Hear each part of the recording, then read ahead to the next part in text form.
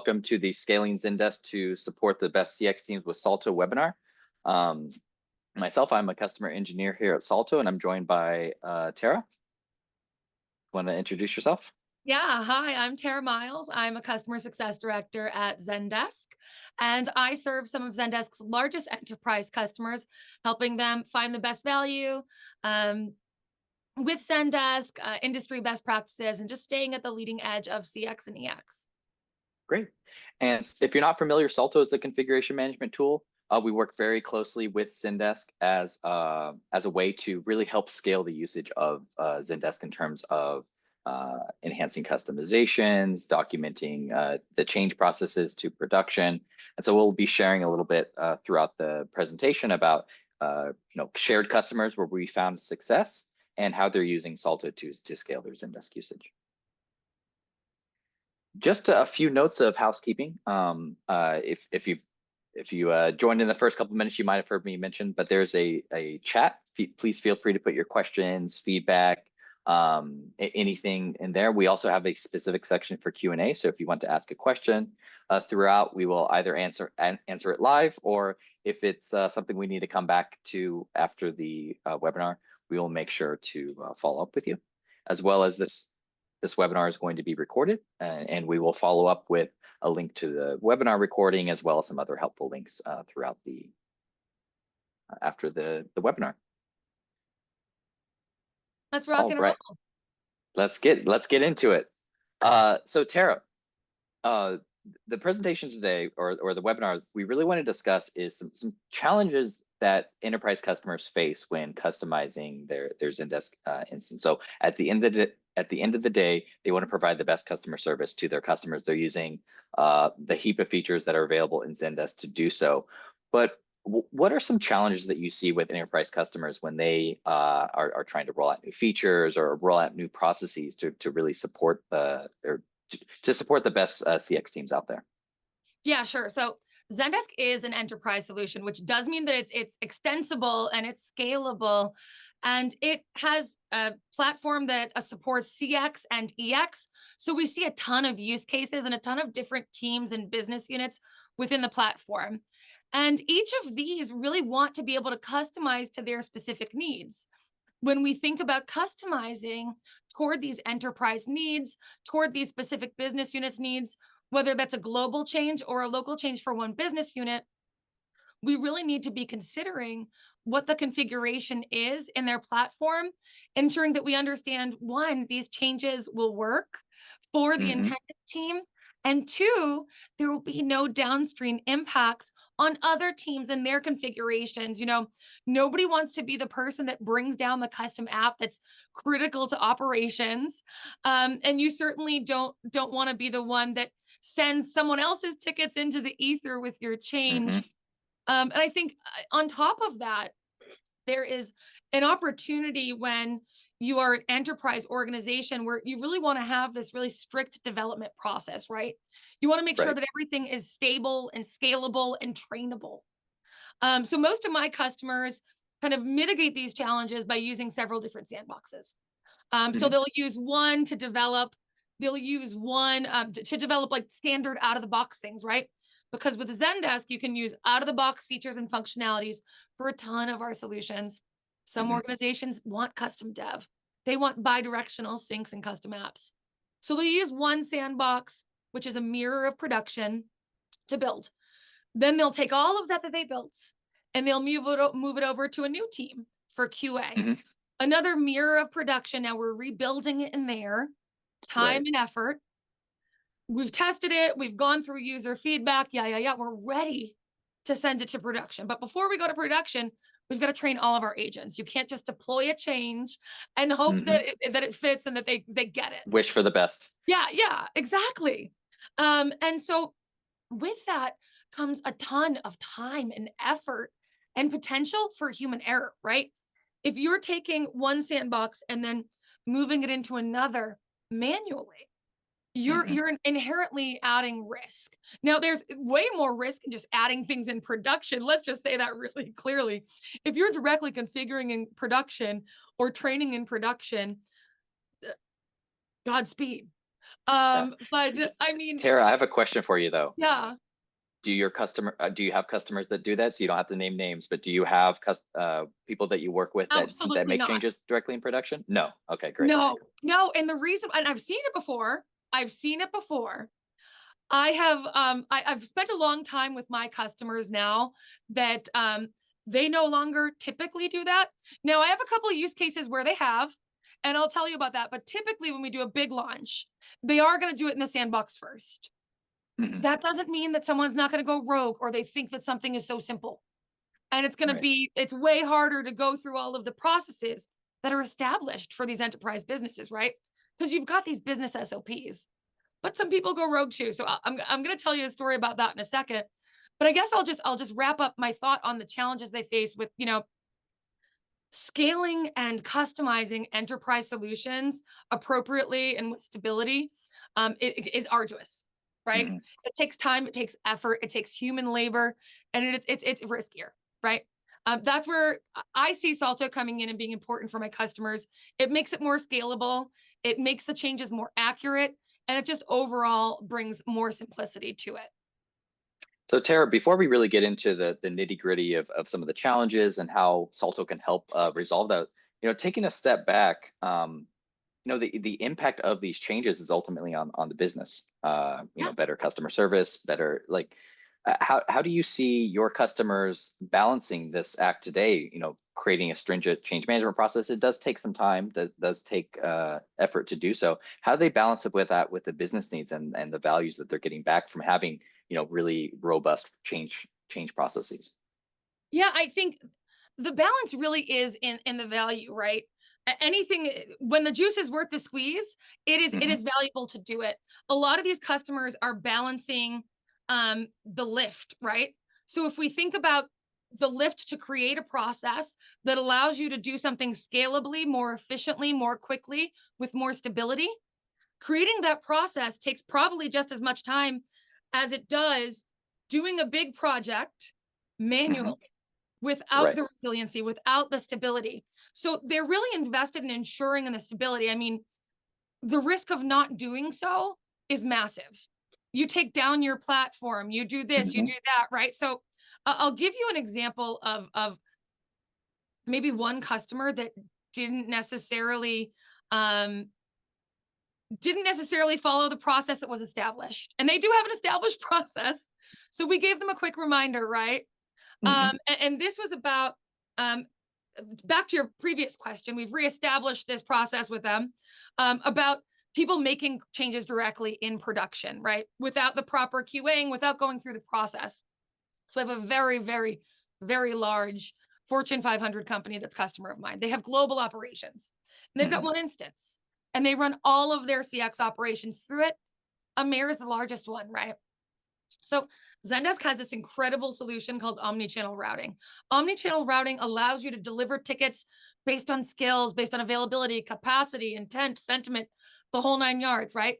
It is something that supercharges efficiency, all of your operating metrics. So the Amir team was chomping at the bit to get it. Hmm. So the admin said, well, we're going to do it. They didn't say this to Zendesk. Said, we're going to do it. And they got all the specs. They got all the specs for Amir. And so they get it all configured, they set it up, and they push it. And Amir is hooting and hollering, they're loving it. And Amir dissolves into chaos Oh no. because it was a global change that they made. And although the documentation says it, they didn't quite realize that. So they didn't do any configuration on the EMEA side. And so tickets, like I said earlier, were going into the ether. We're not reaching people. They weren't Hmm. able to properly support their customers. So they reached out to us, said, oh my goodness, you broke us. And we said, no, this is exactly what the documentation says it will do. But also, didn't you test it? Didn't you test to make sure that this routing one would work for your EMEA group? And two, Hmm. wouldn't have downstream impacts on on the other aspects of your organization. And they hadn't. So we rolled it back and we worked with them. And I think the learning here is, one, tell your customer success team and your technical account manager when you're making big changes with Zendesk, believe it or not, we've done it a million times over. And we have the best practices and the recommendations on how to do it. But two, you should be configuring, testing, doing training in your sandboxes. You've got Hmm. to configure and QA such large changes to understand the impact that might happen elsewhere. Even if you didn't read the documentation that we have in Zendesk Guide about OCR, you'd see it in real life within that sandbox. And once you've done And that, revert it back. yeah.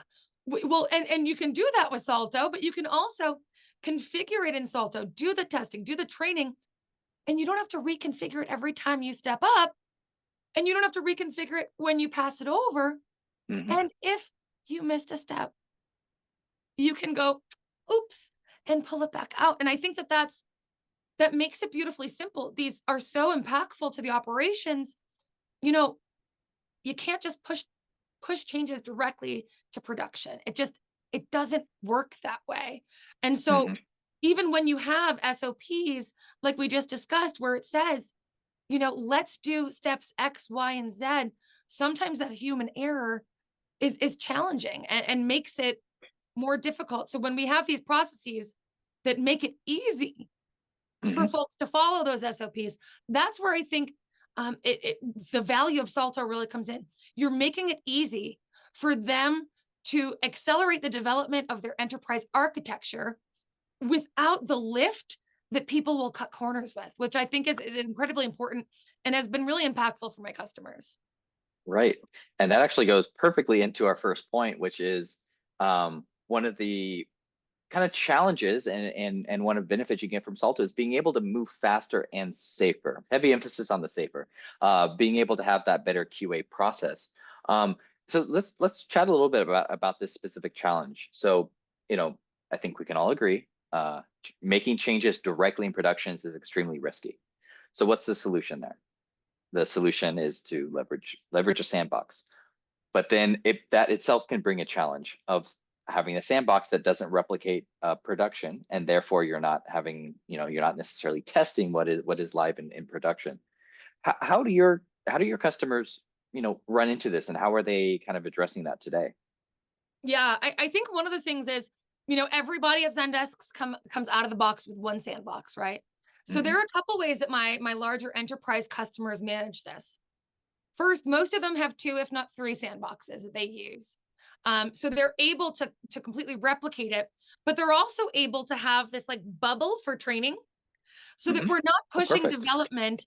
We're not colliding as we develop because often programs are running in parallel and we don't want to be colliding.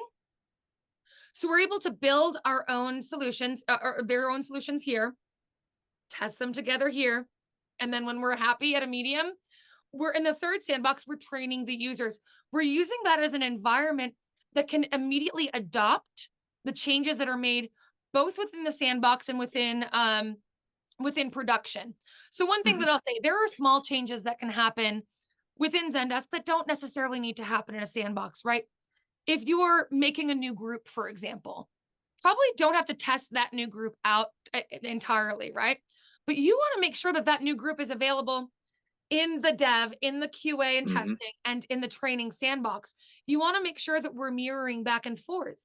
Or Hmm. maybe in the training sandbox, you have that perfect mirror, that perfect replica. And for training purposes, you've added a new group. You've added this Right. person to the group and they've passed training.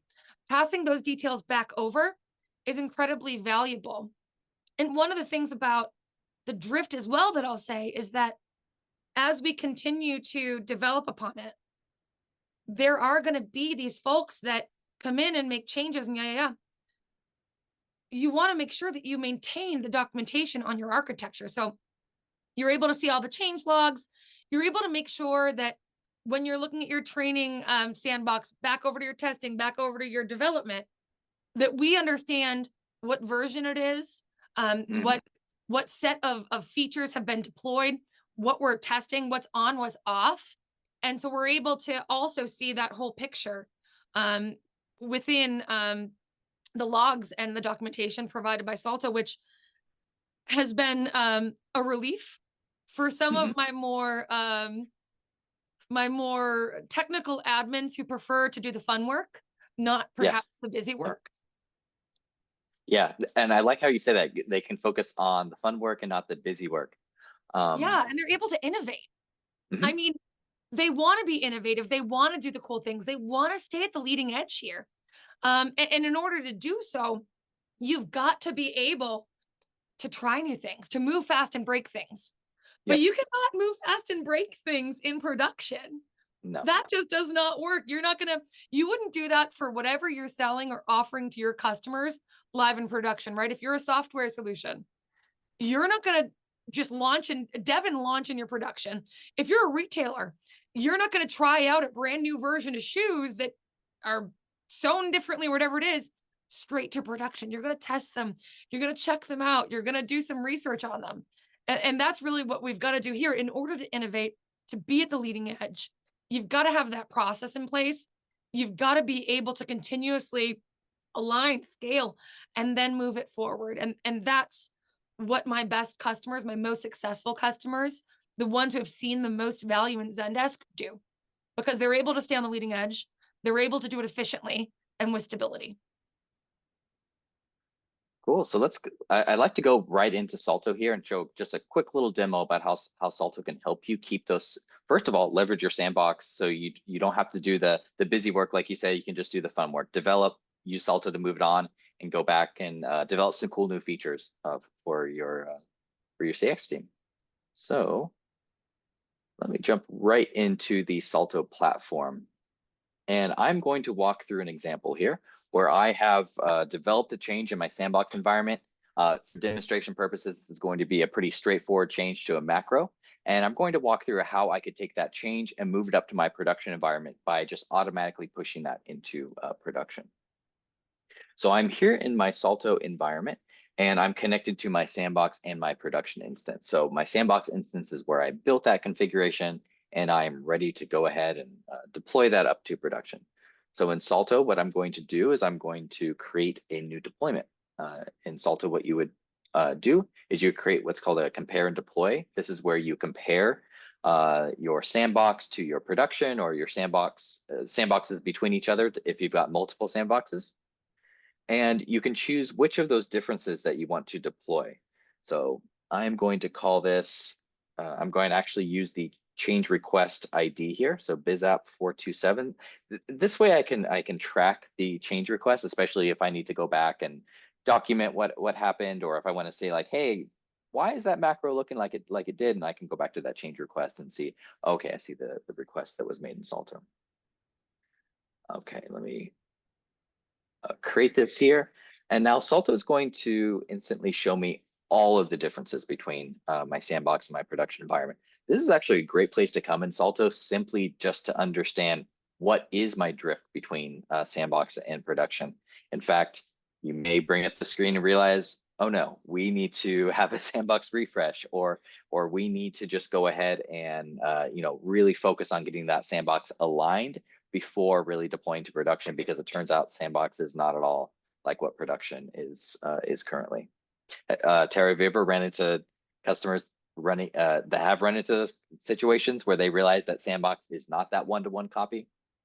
It happens, and sometimes it's just a matter of like the small nuance changes. Maybe they've added a low impact trigger, or they've added new and greater macros, things like that. Mm-hmm.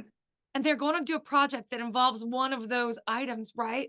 And it's not one to one, and they're duplicating their work. Maybe they're creating race conditions. Maybe they're doing things that can actually, while small and low impact in the scheme of things in production, when combined um, Mm-hmm.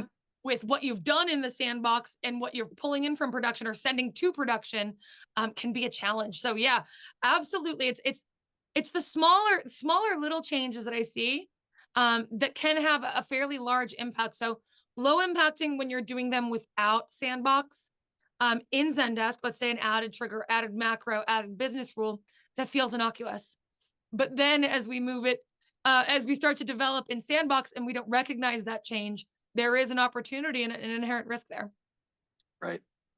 Yeah, so let me show you. Obviously, we can't have a time machine and help some of your customers that ran into that in the past, but let's show how you could get started with using Salto today to do that.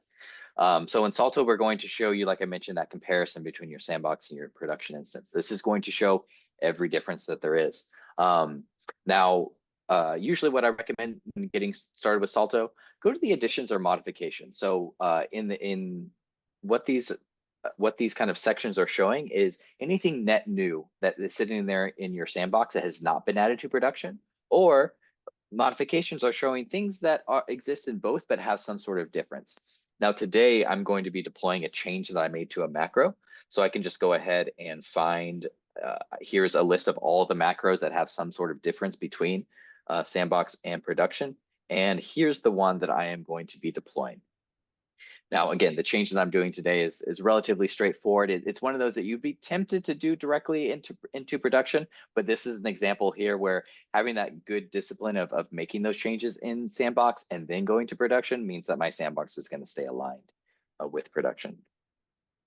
Now in Salto, before I even select this element, we've got an open in Zendesk button here. So if I wanted to just kind of review and confirm that, you know what, this is that macro in Sandbox. This is what it looks like. This was the tag that I added here, and then I could do the same in the target environment as well. So you can just quickly kind of flip in between Salto and Zendesk.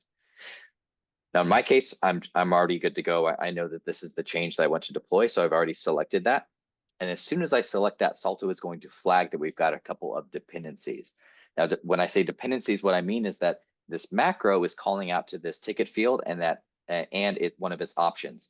But that ticket field and that option have not been added to production yet. So obviously, this macro would not act as expected unless I have those. So Salto is going to flag those issues before you even get that deployed.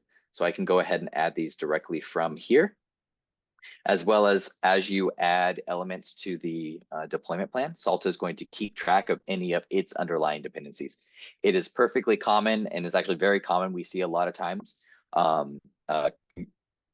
customers coming in and starting to move a configuration that they think is a very simple change, but turns out it's got a huge string of dependencies. A trigger that's referencing a field that's referencing a form that's referencing a field that's representing an option. And so with Salto, we just make sure that we're going to get that entire configuration and everything that it touches over to production in that exact same format. So let me go ahead and add everything here.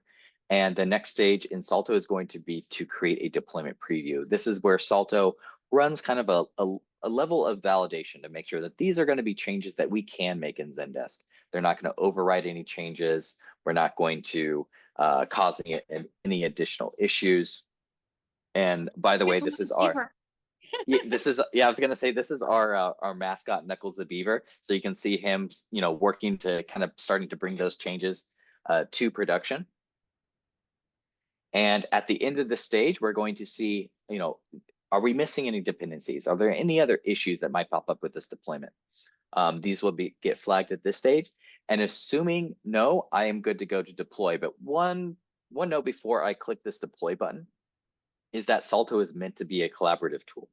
So if I come back to the compare deploy for this particular environment, I'm able to see a list of draft deployments that my team is working on. So you can imagine, let's say that I'm working on this change. I could send this to my colleagues, say, hey, could you review this before I go to deploy this out? So really upping the visibility that you're getting about your changes made across your environment. Now I'm going to go ahead and click deploy. So as I click deploy, it is going to start deploying those changes into production. We'll see here again, we get Knuckles the Beaver starting to deliver those to our production instance. And at the end of this deployment, I'll get a nice little summary saying this is what was deployed. This is who deployed it. It was deployed at this time. So this is an excellent way just to get immediate documentation of a change. If I come back to the compare and deploy history, now I've got a history of that change. I can always come back to this specific change, see exactly what was deployed at that time. Very helpful for troubleshooting. If you ever have something go wrong, one of the first things I like to check is, what was it like when I originally deployed that thing? When I set that up, has anything changed? What's the diff from now until that point in time? So the deployment history can really check or can really help you out here. Now, before I kind of show this next functionality in Salto, I wanted to ask Tara, have you ever had a customer that, well, you did mention about the routing rules, but any other like customer stories where they've released something or realized that something was removed directly in production and in a panic needed to get that back? Oh yeah. I think the most common one for me is like you mentioned, these simple changes. Things like business rules and automations or macros. Because a lot of people think from the surface level that macros are just canned responses, right? But similar it's the manual kickoff of an automated process. Mhm. And so whether that is tagging tickets, whether that is changing triggers, things like that you're doing have a downstream impact. So I'll tell you, one of these macros was changed. We changed the fields it set and the trigger or and the tags it set. Now, those tags were critical to another trigger. So when those tags are not on the ticket, that trigger, that automation is not happening on that ticket. So the triggers and automations, the things that do the natural the processes in the background for you, so you don't have to manually intervene, are not kicking off because of it. And they didn't realize it for a little bit until they looked at their numbers and they're like, wait, this isn't happening. Why did this land here? So yeah, it's interesting. And then when we have things like this happen with three or four, it depends on the size of your organization and the complexity. But we have from one to I'd say five dedicated admins at my customers, right? Mhm. So who knows who did what? And then you also have that challenge of the administrator creep, where Right. because certain functionalities are behind administrator, way too many people have administration permissions. So on the weekend, a team lead would go in and make a change because they thought it would be helpful. And then all of the downstream impact is intense. So they've got to roll it back, but they've also always have asked, who did it? What Mhm. happened? Where did it happen? How did we go wrong? Yeah, and how do we get it back? Yeah. So I wanted to kind of show you a different way of dealing with that versus having to go through all your documentation, go through your audit log, and really figure out, who made that change when. So in Salto, we've got the ability to basically create scheduled backups over time. So these backups can be hourly, daily, weekly. Most of my customers are doing a daily scheduled backup a bit later in the day, so that way they get all of their work kind of saved there. And when that happens, Salto is basically taking that snapshot of the environment, and you can use it to roll back to in case anything happens. So I've got this scenario in my head where I should say I've got a real scenario where someone removed a trigger directly in production.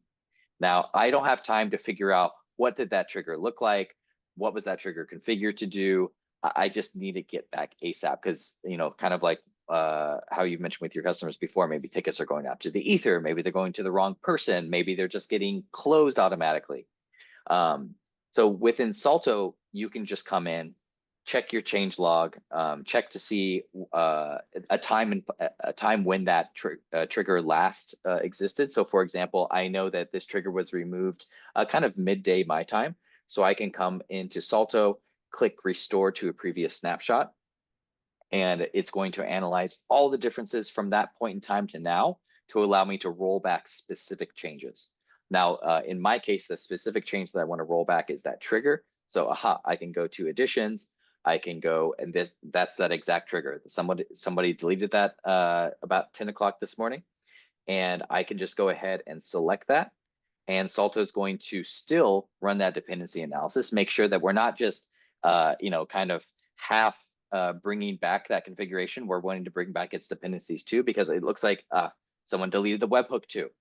So obviously, you're going to have a lot of problems trying to bring back that trigger without that webhook. So now I can go ahead and start the deployment process. I won't bore you with the details here, but basically it moves you to the deployment preview steps where it runs validation, and then we deploy it back into production. Now, the great thing about this is that if I do that restore type of deployment with Salto, is that if I come back to the deployment history, that will be right there alongside all of my other changes. So you get really full visibility into not only the changes that you're making, but any sort of revert or rollback time that you need to do that, you get that documented as well. Awesome. Now, Tara, I wanted to chat a little bit about, because we've been talking a lot about the challenge around using a sandbox, the challenge around, keeping those environments aligned. But the other challenge that we also see is, wanting to make those changes, but fearing that you can't roll back those changes, fearing that you're going to end up breaking something. So the two challenges that I'm thinking about is, one is the fear of breaking your really, really brittle, fragile configurations, and then the second is not wanting to innovate because you feel like, I barely know what this trigger is doing. I don't want to introduce another one. How do your customers is this a challenge that you're seeing with your customers, and how are they addressing those? Some of my customers, yeah, I think so. For context, I have a wide scale of customers and customer maturity and how they operate. You'd be surprised at some of the maturity of the business operations of some of the world's largest CX organizations. Um, but yeah, I find it that sometimes they are hesitant to adopt. And it's not only breaking convoluted configurations, it's also about the impact that it may have on their agents. Do they like it? Is it too much of a lift? I have all of these other small things I could do in the time it takes me to do this one big thing, and it inhibits innovation. It makes it feel big. Hmm. It makes change management a challenge versus an opportunity. And yeah, so I mean, it can be a big challenge for customers to want to adopt these changes. If something ain't broke, don't fix it, right? Well, Right. if it weren't broke, we'd still be driving the Model T, right? But here we are with Cybertrucks, yuck, and Teslas and all these beautiful cars. My Subaru Ascent, which I love, 4-wheel drive, gets me through the snow. Um, if we were innovating with safety protocols in place, I can now go fast in the snow, stay on the road, and stay alive with those safety features of my car, right? And that was Hmm. done through development, scaling the process of automotive, and then really testing it out and making sure that we're improving along the way. And I feel like sometimes customers don't contextualize that and they're not as comfortable. And then again, that level of effort for their admins. We're already asking our admins to do a million different things. So Right. if this level of effort is so high and the risk, if they believe in their admins, right? But the risk of the human error going between these different systems, going from production to sandbox to training, is there. It does stunt innovation.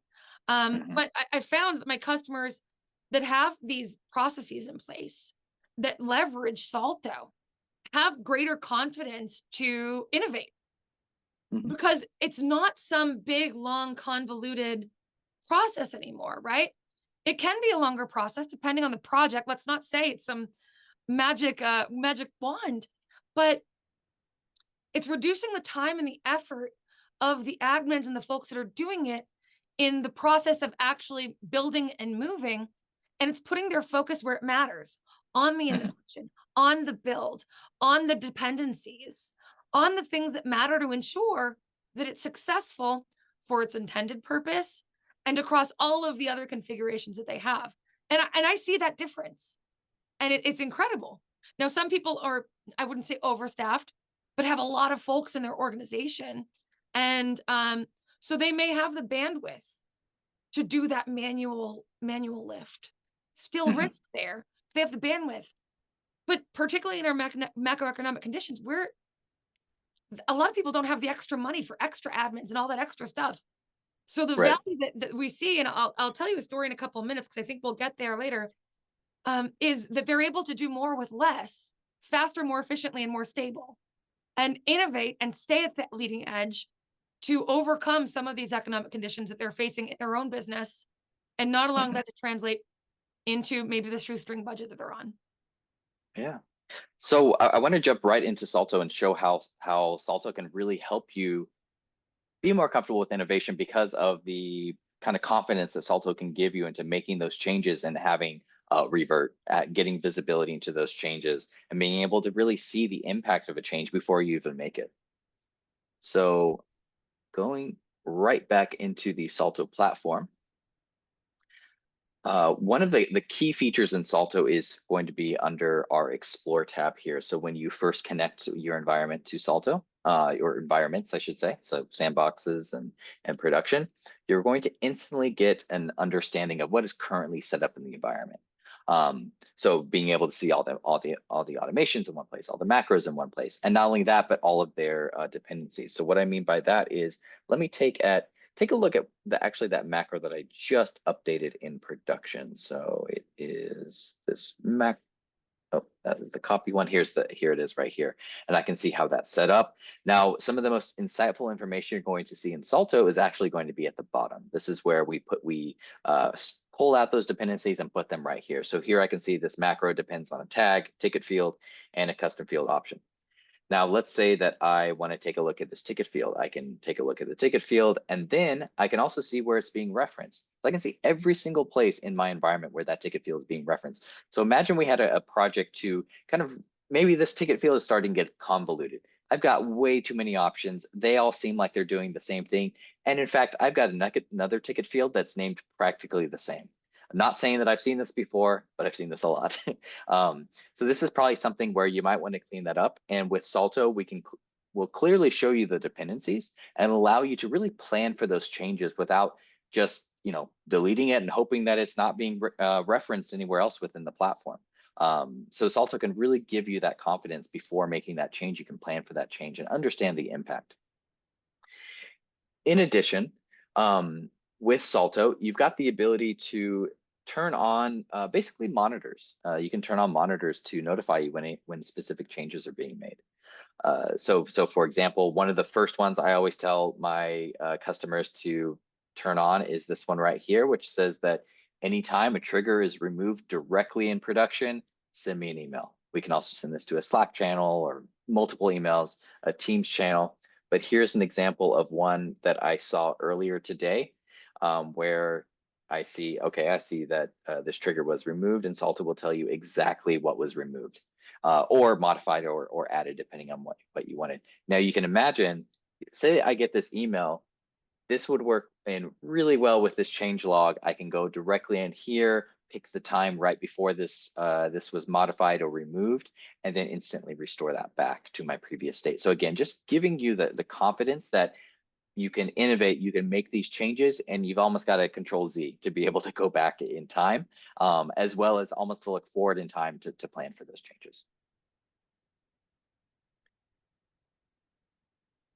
Now, the next Tara wanted to discuss was around automating the documentation process and streamlining onboarding. So the challenges that we see here are around manually maintaining this documentation about what does the enterprise architecture look like, as well as onboarding through that process is not the most effective. I'm Yeah, wondering I if think you've seen the same.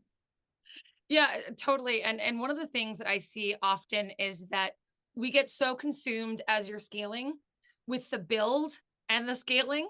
Um, we're not really documenting the changes. Like I said, we're moving fast. We're not breaking things, but we're moving fast.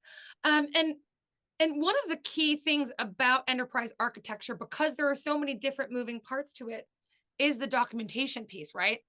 So I don't know how many times we've gone back and done this for so many customers. It's like, and I feel bad because this is not my direct job, but the technical account managers who I often partner with on these customers have to go back and they have to look at everything. We do an optimization probably once a year, once every 18 months, where we're pulling down all of their details and all of their documentation. What is this naming convention? Why did we do this? How did this Hmm. happen? Who changed this when? What was the purpose here? Was this part of this project or this project? Um, so one of the things that I love to impart upon my customers, in particular my admins, is one day they're going to win the lottery and they're Yep. not going to care about stopping to document all of the things that they know that they have up here. They know why they did it. They know how they did it. They know what it touched.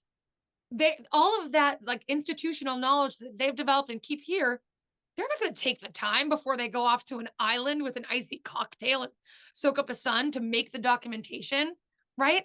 So the next person is up the creek without a paddle. And having that consistent understanding of how things were developed, how they were built, the dependencies that they have, who is involved. I've got a really quick story about that right now. I have a customer. We're going into the big six. They have got this app that was built, a custom app that was built 6 years ago. Mhm. No, and this is a company where people stay. So that person that built it is probably somewhere in their universe. We could not, for the life of us, figure out who to talk to about the whats and whys of this to develop upon it and customize it for the broader need it has today. Because we didn't know who made it, we didn't know who built it, or who was participating in it, or where to look for it. Mhm. So it really is a true challenge for organizations today. And I think even further to that, when we think about it, when agents are going, when your agents are online, all of these organizations, because they have BPOs, they have internal folks. All of their agents are using their macros. They're doing all these things. They're getting weekly updates, if not daily updates, about changes that have been made, things they need to know about the business, but also things they need to know about their tools. And Mhm. so having that in one place has been really valuable for my customers to say, take this out, put it here, delete these ones because it doesn't matter to them. And then, hey, that macro is gone. This new macro has been added, and here's what it's going to do. Use it. And I think that that's really valuable for my customers. Yeah, and I see the same with my customers as well that I'm working with to help implement Salto for their Zendesk environments.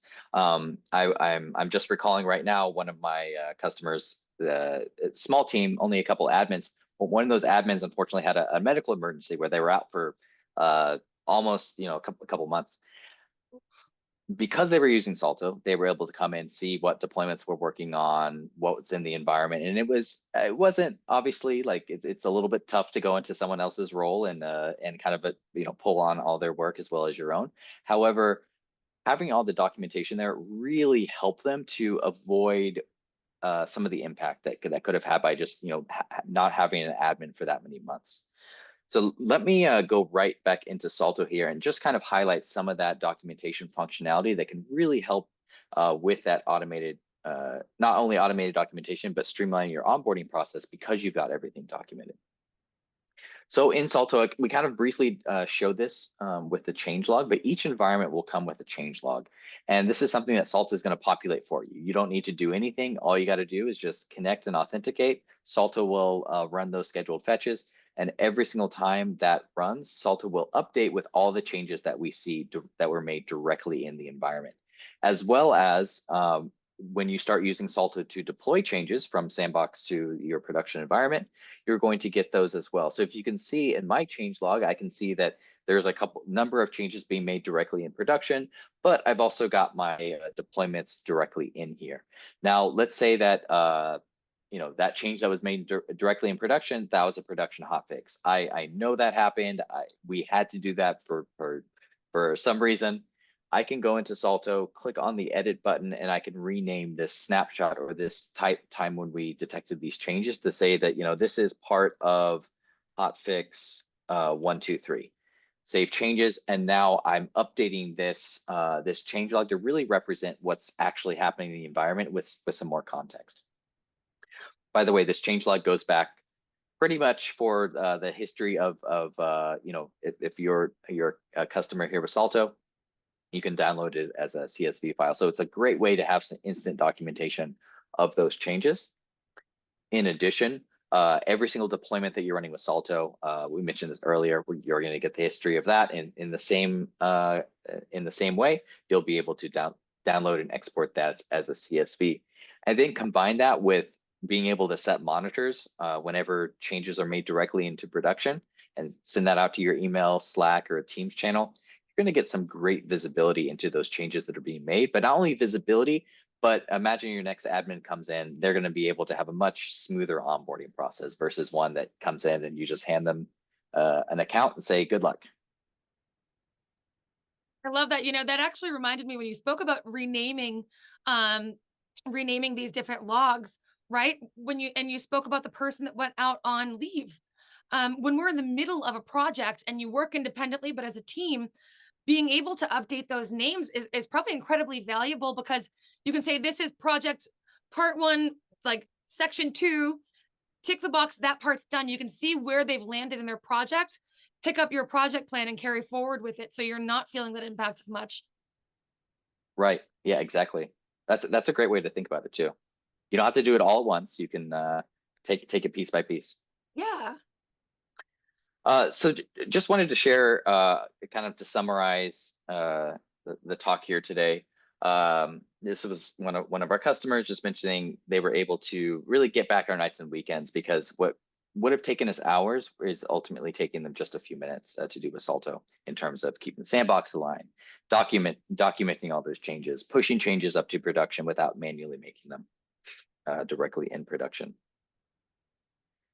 And we got about 10 minutes left here. So wanted to first of all, thank you everyone for joining. And if you've got any questions, please pepper us with questions, put it in the chat QA. We're happy to answer them as they come along.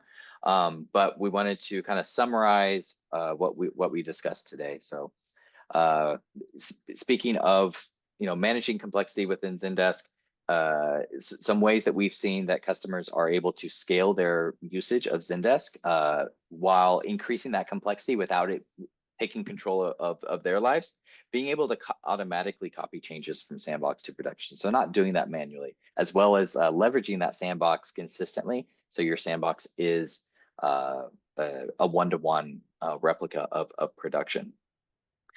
Being able to find where elements are being used, find all their dependencies, and then automatically log every single change that's happening directly in production in Salto without having to even type a single thing. Salto is going to do that for you, and then come in, kind of like Tara was mentioning, update it with what project, what user story you're working on. Little by little, you'll have a full story of the overall project. And then being able to revert bad changes or restore the entire configuration from a previous version. Now we're here for questions. I did want to mention, if you'd like to set up a one-to-one session with Salto, we got a QR code, as well as we will follow up with some links on how to book some more time to meet with us. We would love to discuss more about your use case, any ways that we feel, or you feel like Salto might be a good fit for your organization, or if you've got any more questions, we'd love to stay in touch. We will be here if you have any further questions. And sorry, Tara, I'll almost signed us out without having you sign yourself off. Oh yeah, thank you so much for having me. I first learned about Salto when I found a couple really cute stuffed beavers at an event. But what really made me think about Salto was when I told my customer about what y'all do, and she almost did a cartwheel. She was so excited. They signed on. You guys have really shown a lot of value for them almost immediately, right? So just thank you for having me. If you have any questions about Zendesk or want to learn more, please feel free to reach out to me on LinkedIn. I'm Tara Myles with a Y, or your customer success manager here at Zendesk. We're always happy to help, and we're always happy to introduce you to the Salto team or to other customers who have seen the benefit of it. So thanks for having me. And thank you, Tara. It looks like there's no more questions, so I think we will call it a day. But thank you everyone for joining. Thank you, Tara, so much for joining. Really enjoyed all of your anecdotes, and excited to kind of see where this partnership continues to go. Thank you. Bye, everyone.